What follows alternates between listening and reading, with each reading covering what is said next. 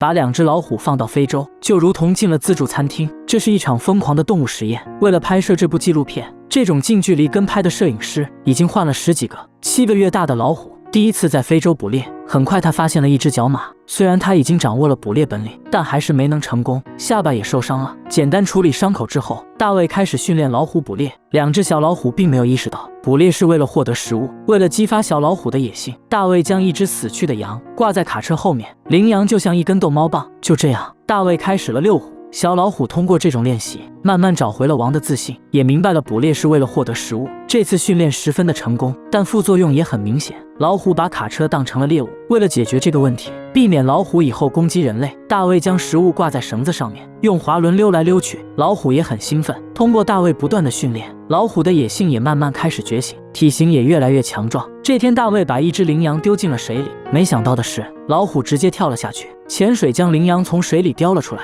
大卫从来没见过这么聪明的猫科动物，看来时机已经成熟，2只老虎也要开始在非洲大草原驰骋。